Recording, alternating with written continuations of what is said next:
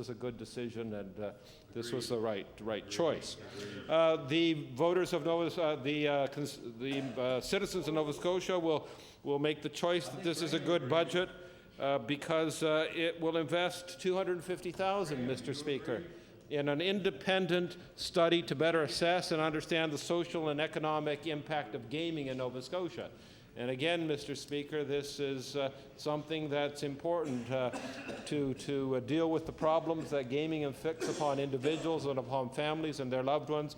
And so this extra money that's in the budget is well received by people who have relatives or loved ones who are struggling with this terrible addiction. And so I know Nova Scotians will make the choice to say that this is a good budget because of that as well.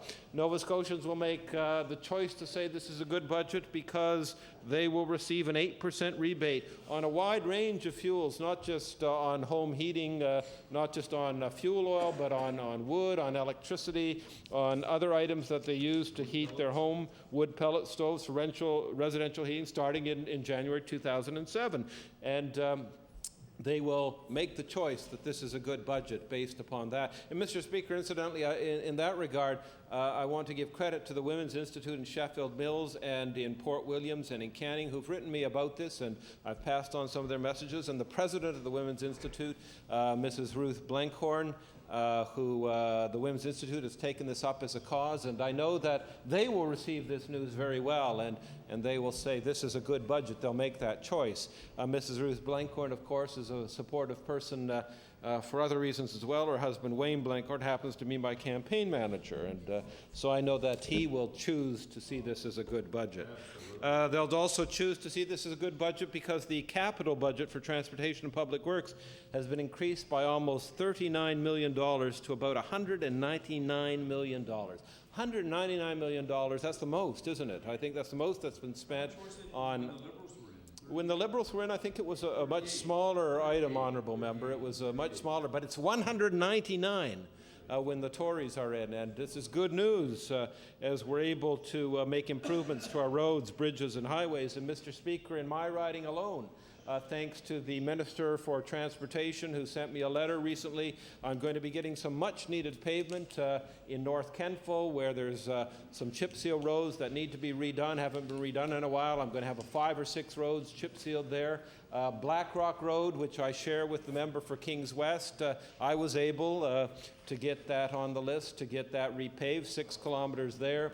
Gospel Road, about 4 kilometers there, along the scenic look-off, Mr. Speaker. Fresh pavement will be there as people go to one of the most scenic places in Nova Scotia and look out over the wonderful riding of Kings North, and they'll be driving on beautiful new pavement.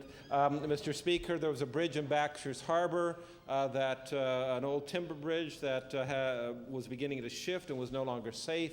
The residents came to me, and I got a commitment from the minister at that time that the tender would be called, and the new minister honored that, and there'll be a new bridge in Baxter's Harbour for those residents, and I know they're pleased about that. And Mr. Speaker, a little goodie that I wasn't expecting was that the road between the Belcher Street and the 101, crossing the Middle Dyke Road, crossing across Highway number 1 will be repaved, and so that was good news, and that will result, Honourable Member, in my OS being able to use some of the money he had put aside for patching for that section to use it elsewhere, and so I applaud this budget, $199 million, and I know that the other honourable members are very envious of what I'm getting, and I just can attribute it to the Minister of Transportation, who's a very good minister, Mr. Speaker, and an excellent minister. And also, the citizens of Nova Scotia will choose this to be a good budget, will make the choice that this is a good budget because of a $1.2 million investment in Nova Scotia's student debt reduction program. They'll make that choice, Mr. Speaker, that this is a good budget because of $40 million in capital grants to district health authorities, $38 million for hospital improvements, $2 million for medical equipment. One of them is the new MRI for the Valley Regional Hospital that I've worked so hard on, and that I'm so pleased to see going to the Valley Regional, a much-needed piece of equipment. They'll make the choice, Mr. Speaker, that this is a good budget because of the gradual lowering of personal income tax, and everybody I know feels that this is an issue that they struggle with, and we're moving in this direction, helping people as we lower their burden in this regard. They'll make the choice, Mr. Speaker, that this is a good budget because of the fact that it highlights that there'll be a new minister in charge of volunteerism, a very important sector in the economy, one that's important to me, Mr. Speaker, coming out of that sector as a church minister. Now, Mr. Speaker, you may ask, how can this government do all these good things and so many more? Well, I'll tell you why. Because in 1999, Mr. Speaker, when this government came into power, it made some hard decisions, it made some wise decisions, and it balanced the budget. It did away with a deficit that the Liberals had run up that was crippling this government, and it resulted in the ability nowadays, with the good government we've had over the 6-7 years, to produce these budgets that is being well received. Mr. Speaker, already I mentioned in both the Daily News and the Chronicle Herald the accolades that this budget's receiving from many different people, and more important to me are the accolades being received by the residents of Kings North. So, Mr. Speaker, I know Nova Scotians already. They've said it, and I know in the future they'll make the choice that this is a good budget, and they'll say this is a good government, and they'll support it. And I find it interesting that the official opposition, they really don't know what to do with this budget. They try and claim it as their own because it's such a good budget. And so I find that approbation by the official opposition as confirmation. Well, the leader of the third party, it's hard to...